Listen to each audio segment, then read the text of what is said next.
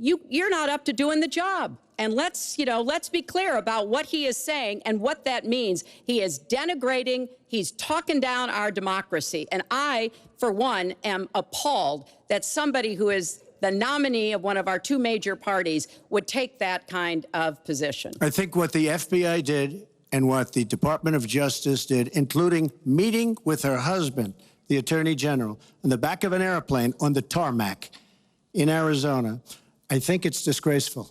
I think it's a disgrace. All right. I think we've never had a situation so bad. Hold on, folks. This doesn't do any good for anyone. Let's please continue the debate, and let's move on to the subject of foreign hotspots. The Iraqi offensive to take back Mosul has begun. If they are successful in pushing ISIS out of that city and out of all of Iraq, the question then becomes, what happens the day after? And that's something that whoever of you ends up as president is going to have to confront.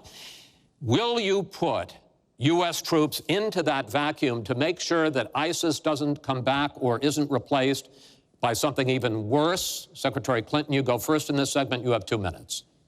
Well, I am encouraged that there is an effort led by the Iraqi army, supported by Kurdish forces, and also given the help and advice from the number of special forces and other Americans on the ground. But I will not support putting American soldiers into Iraq as an occupying force. I don't think that is in our interests, and I don't think that would be smart to do. In fact, Chris, I think that would be a big red flag waving for ISIS to reconstitute itself. The goal here is to take back Mosul. It's going to be a hard fight. I've got no illusions about that. And then continue to press into Syria to begin to take back and move on Raqqa, which is the ISIS headquarters. I am hopeful that the hard work that American military advisors have done will pay off, and that we will see a really successful military operation. But we know we've got lots of work to do. Syria will remain a hotbed of terrorism as long as the civil war, aided and abetted by the Iranians and the Russians, continue. So I have said, look, we need to keep our eye on ISIS. That's why I want to have an intelligence surge that protects us here at home, why we have to go after them from the air, on the ground, online, why we have to make sure here at home we don't let terrorists buy weapons. If you're too dangerous to fly, you're too dangerous to buy a gun. And I'm going to continue to push for a no-fly zone and safe havens within Syria, not only to help protect the Syrians and prevent the constant outflow of refugees, but to frankly gain some leverage on both the Syrian government and the Russians so that perhaps we can have the kind of serious negotiation necessary to bring the conflict to an end and go forward on a political track. Mr. Trump, same question. If we are able to push ISIS out of Mosul and out of Iraq, would you be willing to put U.S. troops in there to prevent their return or something else? Let me tell you, Mosul's so sad. We had Mosul. But when she left, when she took everybody out, we lost Mosul. Now we're fighting again to get Mosul. The problem with Mosul and what they wanted to do is they wanted to get the leaders of ISIS who they felt were in Mosul. About 3 months ago, I started reading that they want to get the leaders and they're going to attack Mosul. Whatever happened to the element of surprise, okay? We announced we're going after Mosul. I've been reading about going after Mosul now for about, how long is it, Hillary, 3 months? These people have all left. They've all left. The element of surprise. Douglas MacArthur, George Patton, spinning in their graves when they see the stupidity of our country. So we're now fighting for Mosul that we had. All she had to do is stay there. Now we're going in to get it. But you know who the big winner in Mosul is going to be after we eventually get it? And the only reason they did it is because she's running for the office of president. And they want to look tough. They want to look good. He violated the red line in the sand, and he made so many mistakes, made all mistakes. That's why we have the Great Migration. But she wanted to look good for the election, so they're going in. But who's going to get Mosul, really? We'll take Mosul eventually. By the way, if you look at what's happening, much tougher than they thought. Much, much tougher, much more dangerous, going to be more deaths than they thought. But the leaders that we wanted to get are all gone because they're smart. They say, what do we need this for? So Mosul is going to be a wonderful thing, and Iran should write us a letter of thank you, just like the really stupid, the stupidest deal of all time, a deal that's going to give Iran absolutely nuclear weapons. Iran should write us yet another letter saying thank you very much. Because Iran, as I said many years ago, Iran is taking over Iraq, something they've wanted to do forever, but we've made it so easy for them. So we're now going to take Mosul, and you know who's going to be the beneficiary? Iran. Boy, are they making, I mean, they are outsmarting. Look, you're not there. You might be involved in that decision, but you were there when you took everybody out of Mosul and out of Iraq. You shouldn't have been in Iraq, but you did vote for it. You shouldn't have been in Iraq, but once you were in Iraq, you should have never left the way. The point is, the big winner is going to be Iran. Well, you know, once again, Donald is implying that he didn't support the invasion of Iraq. I said it was a mistake. I've said that years ago. He has consistently denied what is a very clear fact, that before the invasion, he supported it. And, you know, I just want everybody to go Google it. Google Donald Trump Iraq, and you will see the dozens of sources which verify that he was for the invasion of Iraq. And you can actually hear the audio of him saying that. Now, why does that matter? Well, it matters because he has not told the truth about that position. I guess he believes it makes him look better now, to contrast with me, because I did vote for it.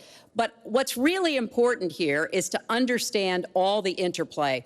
Mosul is a Sunni city. Mosul is on the border of Syria.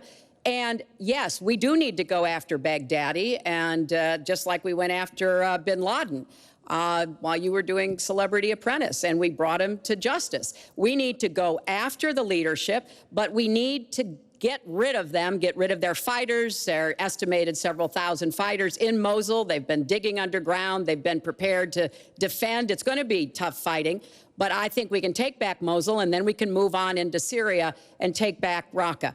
This is what we have to do. I'm just amazed that he seems to think that the Iraqi government and our allies and everybody else launched the attack on Mosul to help me in this election. But that's how Donald thinks, you know. He always is looking for some Chris, we don't gain anything. He has all these Iran is taking over Iraq. Secretary Clinton, Iran is taking over Iraq. We don't gain Secretary Clinton, we would have gained if they did it by surprise. Wait. Secretary Clinton, it's an open discussion. Secretary, we would have gained if they did it by surprise. Secretary, please let Mr. Trump speak. He's unfit, and he proves it every time you he are talks. the one that's unfit. You know, WikiLeaks just actually came out. John Podesta said some horrible things about you, and boy, was he right. He said some beauties. And, you know, Bernie Sanders, he said you have bad judgment. You do. And if you think that going into Mosul, after we let the world know we're going in, and all of the people that we really wanted, the leaders, they're all gone. If you think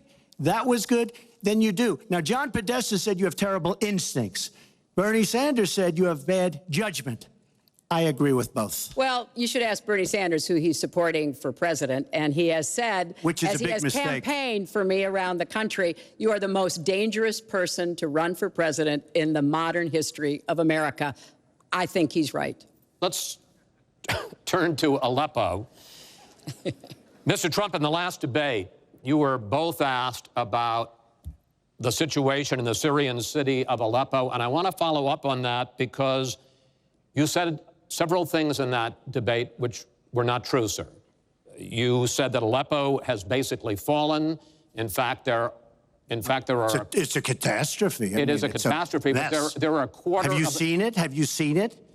Sir, have you seen what's happened to Aleppo? If I might finish my question. Okay, so it hasn't fallen. Take a look at it. Well, there are 250,000 people still living there and being slaughtered. That's right. You also and they are being slaughtered yes, because of bad decisions.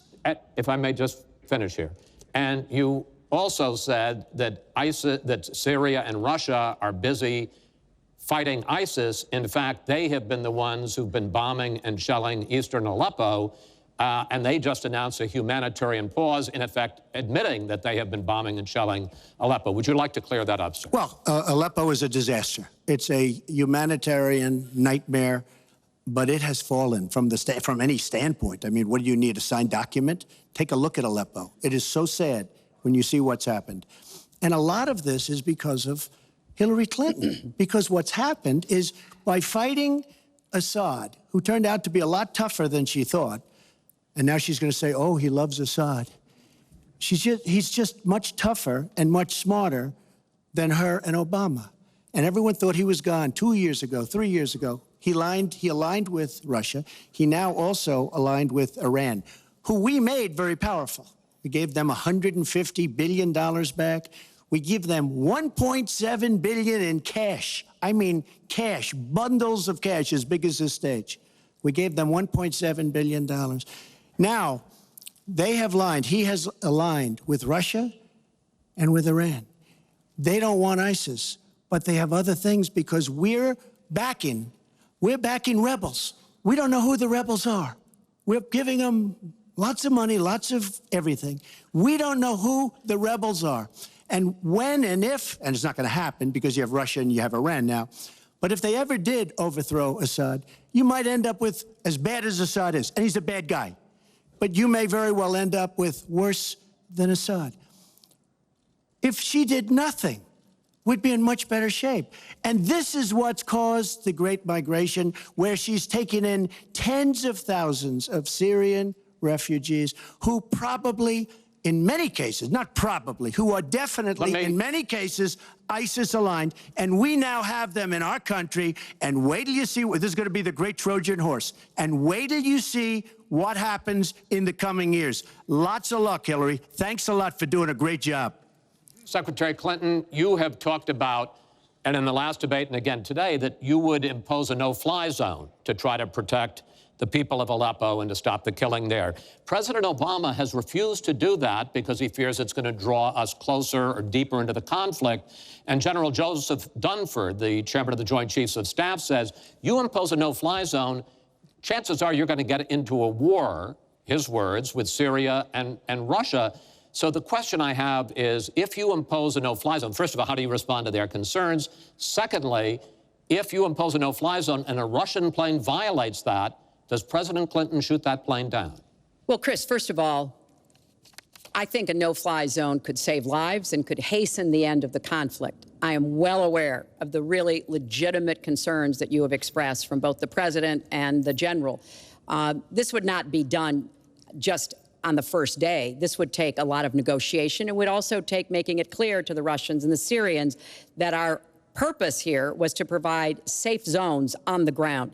We've had millions of people leave Syria, and those millions of people inside Syria who've been dislocated. So I think we could strike a deal and make it very clear to the Russians and the Syrians that this was something that we believed was in the best interests of the people on the ground in Syria. It would help us with our fight against ISIS. But I want to respond to what Donald said about refugees. He's made these claims repeatedly. I am not going to let anyone into this country who is not vetted, who we do not have confidence in, but I am not going to slam the door on women and children. That picture of that little 4-year-old boy in Aleppo with the blood coming down his face while he sat in an ambulance is haunting. And so we are going to do very careful, thorough vetting. That does not solve our internal challenges with ISIS and our need to stop radicalization, to work with American Muslim communities who are on the front lines to identify and prevent attacks. In fact, the killer of the dozens of people at the nightclub in Orlando, the Pulse nightclub, was born in Queens, the same place Donald was born. So let's be clear about what the threat is and how we are best going to be able to meet it.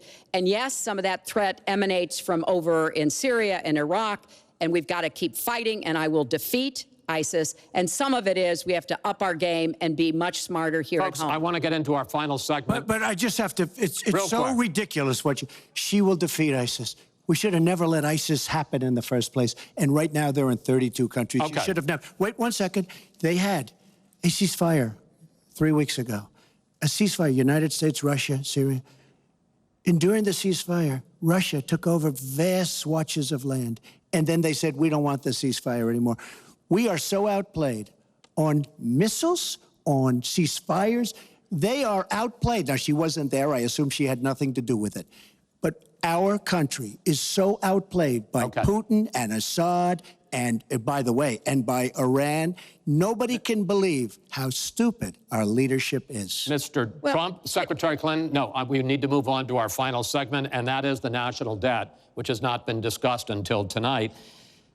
Our national debt as a share of the economy, our GDP, is now 77%. That's the highest since just after World War II. But the nonpartisan Committee for a Responsible Federal Budget says, Secretary Clinton, under your plan, debt would rise to 86% of GDP over the next 10 years. Mr. Trump, under your plan, they say it would rise to 105% of GDP over the next 10 years. Question is, why are both of you ignoring this problem? Mr. Trump, you go first. Well, I say they're wrong because I'm going to create tremendous jobs. And we're bringing GDP from really 1%, which is what it is now. And if she got in, it'll be less than zero. But we're bringing it from 1% up to 4%. And I actually think we can go higher than 4%. I think you can go to 5 or 6%. And if we do, you don't have to bother asking your question because we have a tremendous machine. We will have created a tremendous economic machine once again. To do that, we're taking back jobs. We're not going to let our companies be raided by other countries where we lose all our jobs. We don't make our product anymore. It's very sad. But I'm going to create the kind of a country that we were from the standpoint of industry. We used to be there. We've given it up. We've become very, very sloppy. We've had people that are political hacks making the biggest deals in the world, bigger than companies. You take these big companies, these trade deals are far bigger than these companies. And yet we don't use our great leaders, many of whom back me and many of whom back Hillary, I must say. But we don't use those people. Those are the people, these are the greatest negotiators in the world. We have the greatest business people in the world. We have to use them to negotiate our trade deals. We use political hacks. We use people that get the position because they made a campaign contribution. And they're dealing with China and people that are very much smarter than they are. So we have to use our great people. But with that being said, we will create an economic machine, the likes of which we haven't seen in many decades. And people, Chris, will again go back to work, and they'll make a lot of money, and we'll have companies that will grow and expand and start from new. Secretary Clinton. Well, first, when I hear Donald talk like that and know that his slogan is "Make America Great Again," I wonder when he thought America was great. And before he rushes and says, you know, before you and President Obama were there, I think it's important to recognize that he has been criticizing our government for decades. You know, back in 1987, he took out a $100,000 ad in the New York Times during the time when President Reagan was president and basically said exactly what he just said now, that we were the laughing stock of the world. He was criticizing President Reagan. This is the way Donald thinks about himself, puts himself into, you know, the middle and says, you know, I alone can fix it, as he said on the convention stage. But if you look at the debt, which is the issue you asked about, Chris, I pay for everything I'm proposing. I do not add a penny to the national debt. I take that very seriously because I do think it's one of the issues we've got to come to grips with. So when I talk about how we're going to pay for education, how we're going to invest in infrastructure, how we're going to get the cost of prescription drugs down, and a lot of the other issues that people talk to me about all the time, I've made it very clear we are going where the money is. We are going to ask the wealthy and corporations to pay their fair share. And there is no evidence whatsoever that that will slow down or diminish our growth. In fact, I think just the opposite. We'll have what economists call middle-out growth. We've got to get back to rebuilding the middle class, the families of America. That's where growth will come from. That's why I want to invest in you. I want to invest in your family. And I think that's the smartest way to grow the economy, to make the economy fairer. And we just have a big disagreement about this. It may be because of our experiences. You know, he started off with his dad as a millionaire. I started off with my dad as a small businessman. We've heard this before. I think it's, you know, it's a difference that affects how we see the world and what we want to do with the economy. Time. Thank you, Hillary. Could I just respond? Well, no. Because sir, I because did we're running out of disagree with time. Ronald Reagan very strongly on trade. I disagreed with him. We should have been much tougher on trade even then. I've been waiting for years. Nobody does it right. And frankly, now we're going to do it right. All right. The one last area I want to get into with you in this debate is the fact that the biggest driver of our debt is entitlements, which is 60% of all federal spending. Now, the Committee for Responsible Federal Budget has looked at both of your plans, and they say neither of you has a serious plan that is going to solve the fact that Medicare is going to run out of money in the 2020s, Social Security is going to run out of money in the 2030s, and at that time, recipients are going to take huge cuts in their benefits. So, in effect, the final question I want to ask you in this regard is, and let me start with you, Mr. Trump, would President Trump make a deal to save Medicare and Social Security that included both tax increases and benefit cuts, in effect, a grand bargain on entitlements? I'm cutting taxes. We're going to grow the economy. It's going to grow at a record rate. But that's not going to help on entitlements. It's going to totally help you. And one thing we have to do, repeal and replace the disaster known as Obamacare. It's destroying our country. It's destroying our businesses, our small business, and our big businesses. We have to repeal and replace Obamacare. You take a look at the kind of numbers that will cost us in the year 17. It is a disaster if we don't repeal and replace. Now, it's probably going to die of its own weight, but Obamacare has to go. The premiums are going up 60, 70, 80%. Next year, they're going to go up over 100%. And I'm really glad that the premiums have started. At least the people see what's happening, because she wants to keep Obamacare and she wants to make it even worse. And it can't get any worse. Bad health care at the most expensive price. We have to repeal and replace Obamacare. And Secretary Clinton, same question, because at this point, Social Security and Medicare are going to run out. The trust funds are going to run out of money.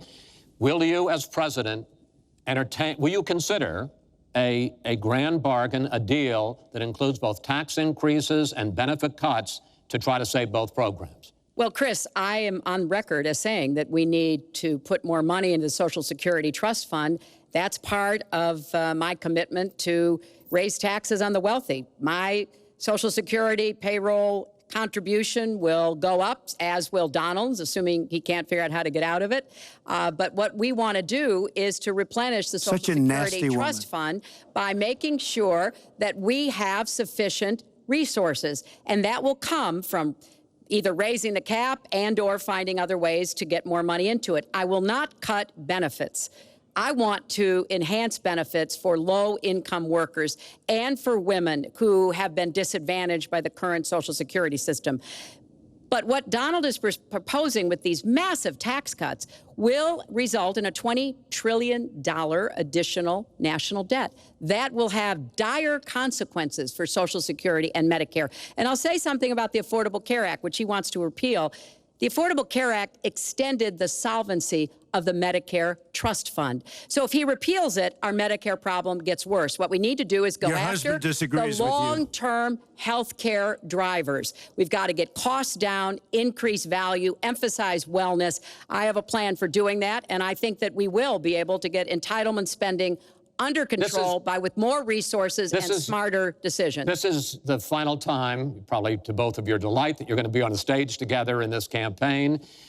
I would like to end it on a positive note. You had not agreed to closing statements, but it seems to me in a funny way that might make it more interesting because you haven't prepared closing statements. So I'd like you each to take it. We're going to put a clock up, a minute, as the final question and the final debate to tell the American people why they should elect you to be the next president.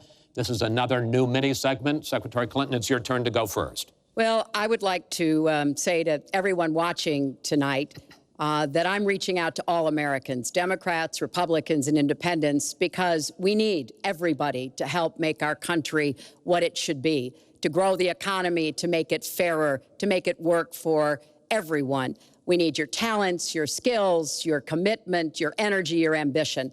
You know, I've been privileged to see the presidency up close, and I know the awesome responsibility of protecting our country and the incredible opportunity of working to try to make life better for all of you.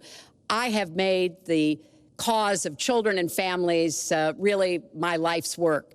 That's what my mission will be in the presidency. I will stand up for families against powerful interests, against corporations. I will do everything that I can to make sure that you have good jobs with rising incomes, that your kids have good educations from preschool through college. I hope you will give me a chance to serve as your president.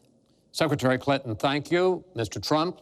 She's raising the money from the people she wants to control. It doesn't work that way. But when I started this campaign, I started it very strongly. It's called Make America Great Again. We're going to make America great. We have a depleted military. It has to be helped, has to be fixed. We have the greatest people on earth in our military. We don't take care of our veterans. We take care of illegal immigrants, people that come into the country illegally, better than we take care of our vets. That can't happen. Our policemen and women are disrespected. We need law and order, but we need justice too.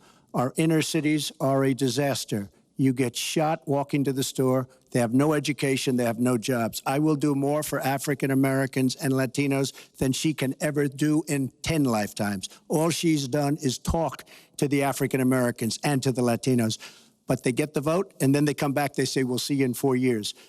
We are going to make America strong again, and we are going to make America great again, and it has to start now. We cannot take 4 more years of Barack Obama, and that's what you get when you get her. Thank you both. Secretary Clinton, hold on just a moment, folks. Secretary Clinton, Mr. Trump, I want to thank you both for participating in all 3 of these debates. That brings to an end this year's debate sponsored by the Commission on Presidential Debates.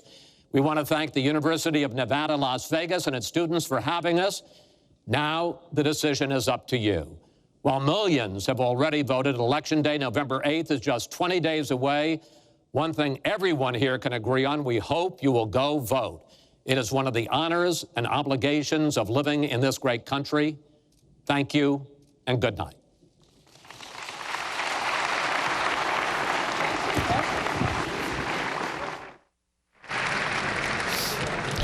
All right, let's see if they go ahead and shake hands with each other. It looks like she's walking over to the moderator, Chris Wallace, shaking his hand. Let's see if they actually go ahead and shake hands right now.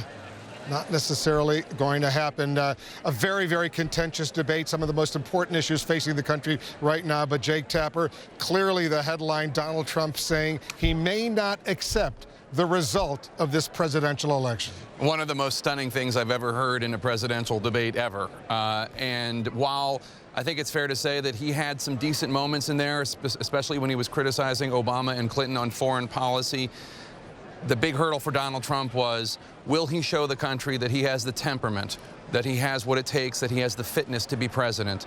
And to suggest that he might not accept the results of the election that we're about to hold in fewer than 3 weeks was staggering, and I don't think it helped him when it comes to showing the American people that he does have that temperament. The one thing I was looking for in this debate is, would he do anything to turn around the momentum? All the college-educated whites that are going to Hillary Clinton, all the women that are going to Hillary Clinton, all the minorities that are going to Hillary Clinton.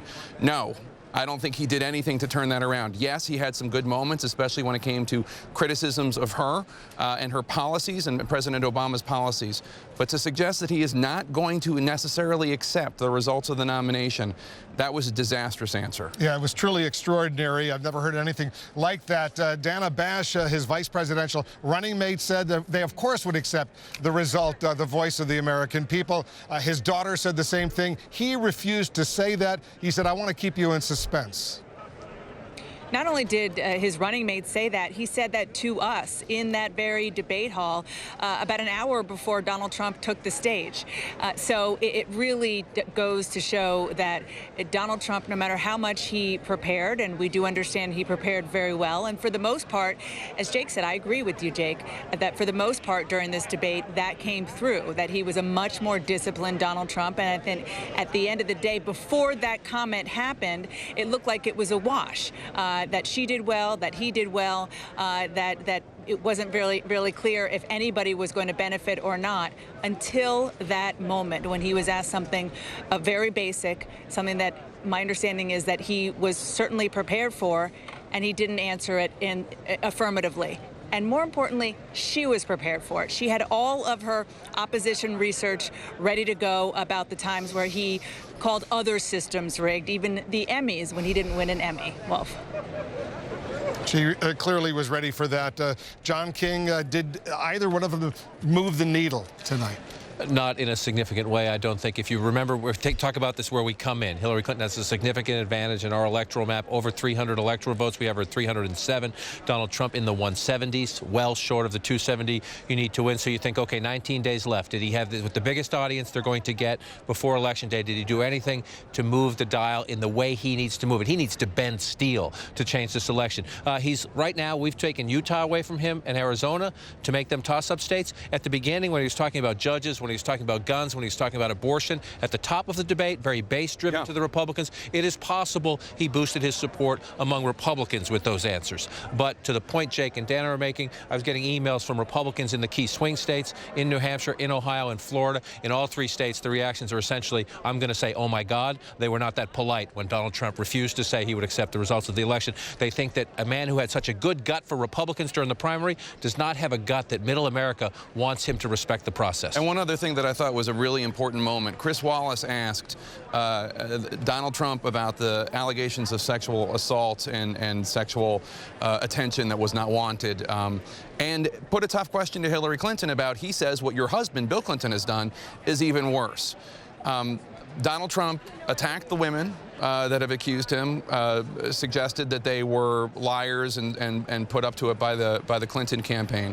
Hillary Clinton gave a very passionate speech that was speaking to all women. All women know what it's like to be belittled like this. Completely dodged the question about Bill Clinton. Back to Trump, he's defending himself again. He's not even pointing out that Hillary Clinton, who gave this very passionate speech with this really uncomfortable asterisk there, which is, how can you say that when these allegations have been made against your husband? And he just whiffed it. He just completely let it go because he is so focused on defending himself, he couldn't even see clearly to then prosecute Hillary Clinton on what I thought was probably her strongest moment. I also think at that point of the debate, she was under his skin a little bit. The first 45 minutes, he was much more restrained.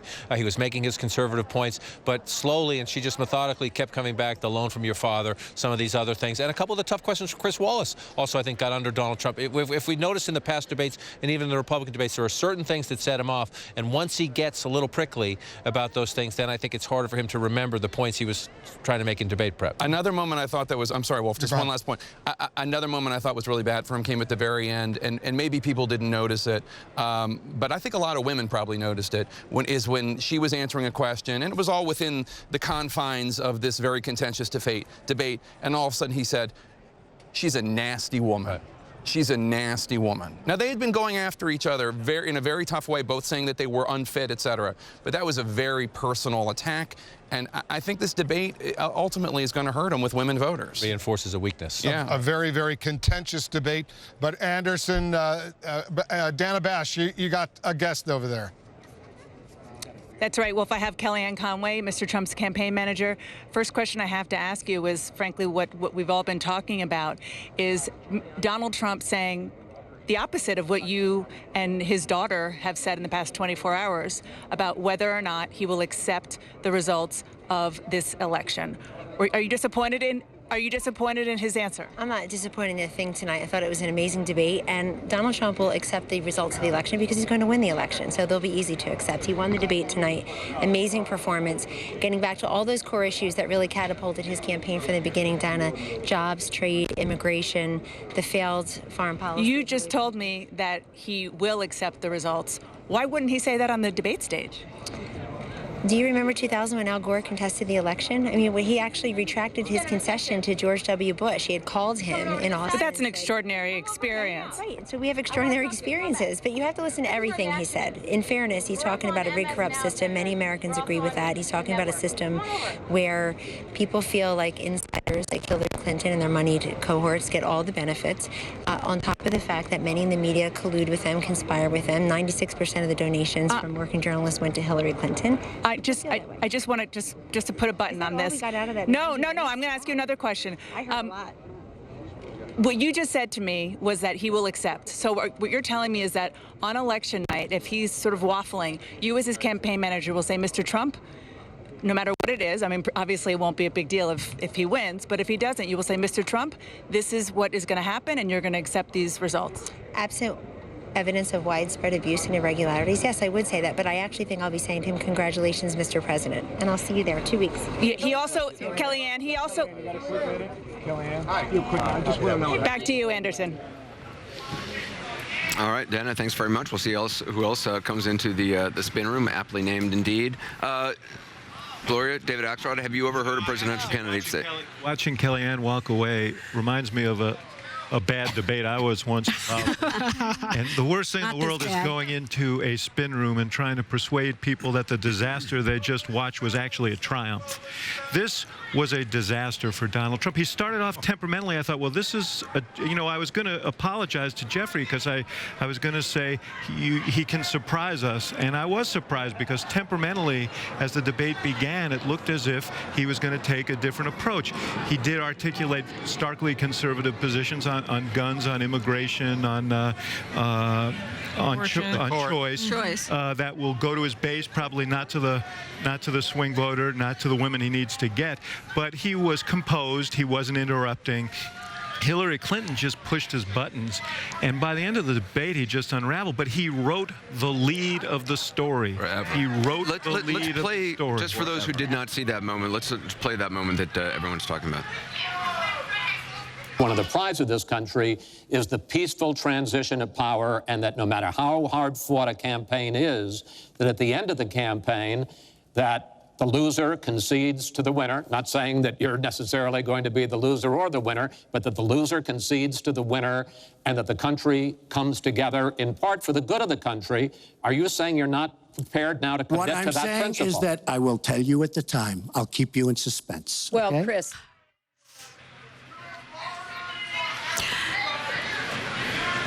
And that was the moment. Yeah, I mean, Mike Pence assured the nation in no uncertain terms that they would accept the result of this election.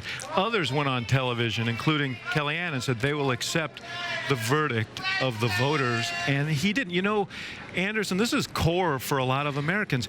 You say, what makes America great?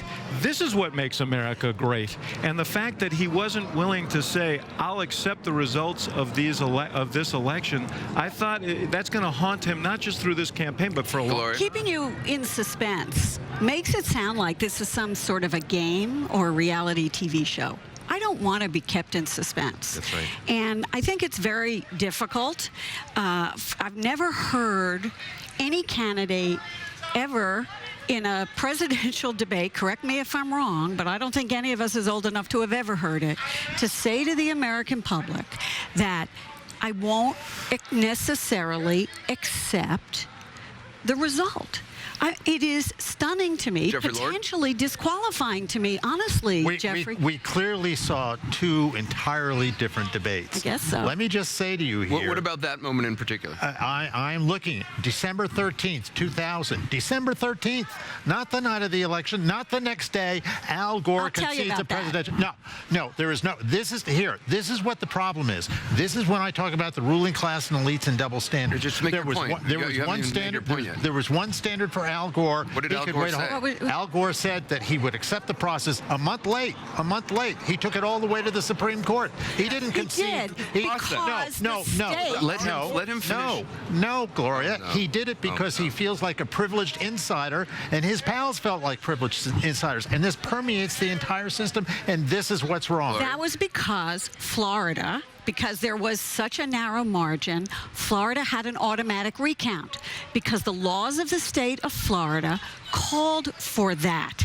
And because the election was so close, and don't forget, Al Gore won the popular vote by 500,000, but we won't talk about that because this is about electoral college. Right. And because the state of Florida said automatic recount, Al Gore said, Yes, and then there were 36 days in which the country was very patient. What did But the that Supreme is Court very have to do with different. it? What did But the that- Supreme Court have to do I with it? didn't, Jeffrey, the election I wasn't didn't bring over. it to The election wasn't over. The election was over 50 election states, night. The 50 states did not certify these winners, and the right. election Guys, was guys. not over. But- Once the election was certified in Florida, once the court spoke and the election was certified, Al Gore stood in You are front of illustrating the problem. camera. You are illustrating It's the a problem. different problem. It is not. Al Gore Whether did it's not the go on the FBI debate stage and say, I'm not so sure whether I'm going to accept the election results in his third He presidential called debate. and said, I no longer concede.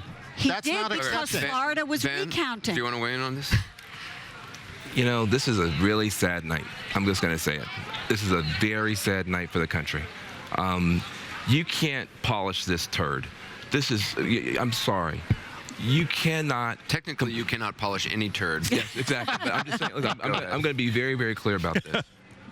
Al Gore respected the Constitution, respected the process, respected every voter, went to our Supreme Court, asked for a resolution on his own terms, as did George W. Bush, and when the election results were certified, he told his party and his base to stand down and accept this, even though a lot of us were very, very upset.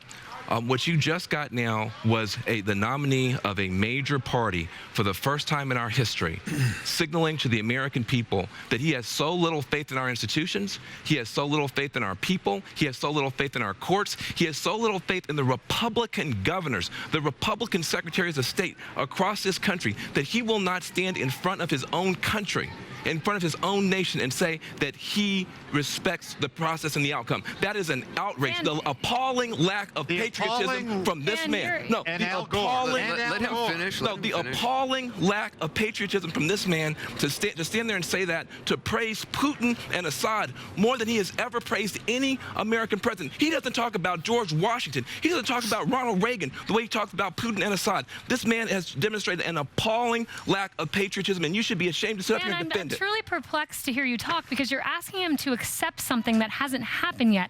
None of us know what is going to happen on Tuesday, November 8th. And in fact, I'm going to cite for you Jay Christian Adams, who was a voting attorney, voter's attorney for the Department of Justice, said that there are as many as 4 million dead people registered to vote right now. There is voting fraud out there. That's not voting fraud. That's not voting fraud. Well, 4 million people, dead people vote and determine the election. That is in fact fraud. They're not voting.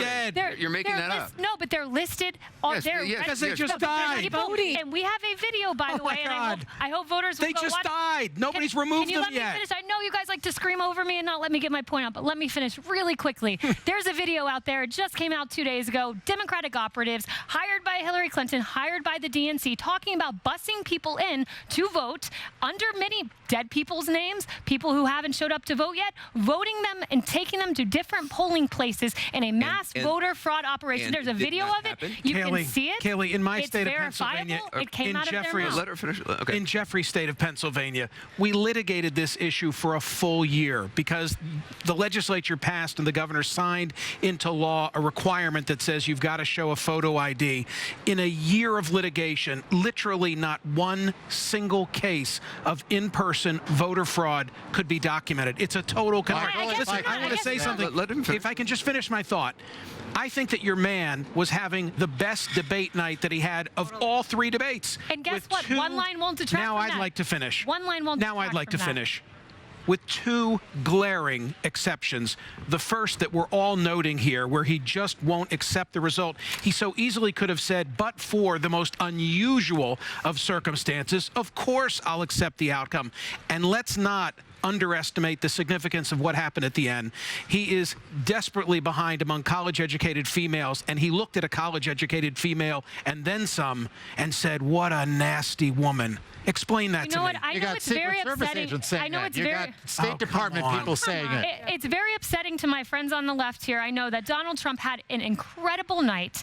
He used her experience against her. He said, you've had 30 years. You talk about wanting to do all of these great things, and you've had 30 years of experience, but it's the bad experience, and we focus on one line. That makes the her most nasty. negative thing we can find It's from Donald historic. Trump. He made And I know the Clinton campaign and my friends on the left want to talk about it, but Donald Trump had a great night. It was vintage Donald Trump. He talked about the issues. He made history tonight. I agree with you on I know that's what you want to focus on, and I get that. Patty, is this the wrong thing to focus on?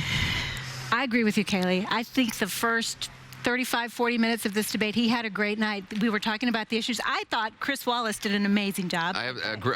I thought he was fantastic. I thought he hit them both really hard. He asked tough questions. And I will grant you that Donald Trump had a decent 40 minutes. But then, yes, this line is a deal breaker. It is an un-American line. It is anti-democratic. It goes against our democracy. It goes against our two-party system. It goes against what we believe in and what we stand for. And, you know, yes, it's a disqualifier. I also think that he was sort of no. He was no on accepting the outcome of the election. He refuses to accept the intelligence on Russia for some Are these reason. the same intelligence people who provided the weapons of mass destruction info from Iraq? For some reason, he refuses to accept the intelligence on Russia. Apologize to his wife on the women issues because that was a weird it was moment. Not true, right? Given that she just gave a big interview saying he apologized to her. So it was every single thing that was laid out in front of him, he deflected or said wasn't true, or, you know, I'm just not going to accept it when it comes to the election, and then said he wouldn't apologize on the women because he never did it. So it is a Donald Trump we have seen, and the outcome of the election is clearly the sort of key and most important moment here. But on Russia also, I was sort of surprised. I know you weren't, but this has been, you know, U.S. intelligence, more than a dozen agencies have talked about that. I don't even understand why Donald Trump wouldn't allow for the possibility that actually the hack is the Russian. American people have been burned with intelligence agencies telling a Republican president of the United States that there were weapons of mass destruction in Iraq, and it so you'll wasn't never accept true. intelligence But at least anymore. acknowledge All that intelligence. it's a possibility. I'm simply saying they're not infallible. And we know that. We know that, okay. but at least Listen, accept can that I it's a just say one thing? possibility. Donald Trump is lucky to have committed supporters like you, under any circumstance, will say he had a good night. But there's objective evidence. No, Kayleigh, you guys have both said this every debate, and in each debate, then there's been polling and he had an research that especially good night followed that showed he didn't have such a good night, and he's lost ground consistently since the first debate. And I have to tell you, this was the worst of the. He started off great. This was the worst of the three. This was a devastating night for him. Does it seem to you at all that he can do a good 40 minutes and then start to go down rabbit holes that she throws out at him? Whether it's, you know, she starts with your father gave you $14 million, you know, wrong. And then things like that, and it does seem. Does it not seem to fluster him somewhat? No, I don't think so. Really? Seriously, I don't think that. I mean, it seems to me that one of the moments here, I want to get to this here for a second, that she danced away from was when he said, "Will you give that money back?" She refused to do it. She danced around. She danced around. What I'm saying is that goes right to the core of the argument that she is duplicitous, and that she takes this money and she, you know, uses it for personal purposes. She doesn't care where it comes from. People who throw gays off roof and kill women. I mean, what is the matter here? Give the money back. How tough was that to say? Wasn't her response that 90% of all money that's donated is used for causes? Yeah, that was after that was after she was caught with when only 10% of it was actually going to charitable causes, and she was put on the charity watch list by Charity Navigator, and then she re-manipulated it to be you know, we should really fact check that. To Anderson's point I hope here, that we fact check that. That's been debunked. I do agree with you that certainly in the first debate, he went into the weeds too much. He was too defensive on certain issues, and he did that a little tonight. But he has gotten really good at turning it around to offense, and it's just incredible to me to hear people say that it's disqualifying that he he wants to wait to see what happens Tuesday, November 8th, see what the before he American people accepts the election. And it's not disqualifying to destroy 30,000 emails under subpoena. It's not disqualifying to take hammers to your BlackBerries. It's not disqualifying to tell 6 mistruths to the FBI that are actively contradicted in front of Congress. That's not disqualifying. You can run for president with 4-star generals sitting in jail for telling one lie to the FBI. That is a double standard. You can respond. That's a double standard. I know there's a mythology that's already starting to set in that he did super well at the very beginning. And here's a problem. We often go on, temperament. Like we lowered the standards for the presidency. If you just don't throw a fit, if you're not a toddler, then you're prepared to be president of the United States. I want to be very clear. I'm going to have to go all the way back to old school hip hop and quote LL Cool J in his first album and say he lied about the lies that he lied about. Listen, the entire time you're saying he's doing well, he says he never said that he wanted Japan to have nukes. That's a lie. He said he's never claimed to know Putin. That's a lie. He said he never said that women weren't pretty enough for him to harass. That's a lie. He said he never mocked disabled people. That's a lie. So he might have great temperament while he's lying, but I don't think that makes it presidential. Let's keep the record clear here. And I'm going to say, Van, he did not mock a disabled person. Oh, come on. Yes, wait. Did you see in the same speech where he mocked the general and mocked Ted Cruz doing the same thing?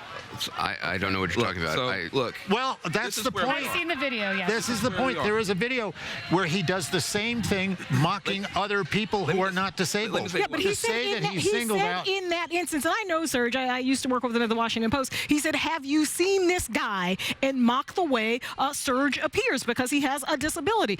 I mean, listen, I think this debate, he sort of gets the most improved award, but that doesn't get him much in terms of expanding his base. I did think he was much more disciplined. He was calmer.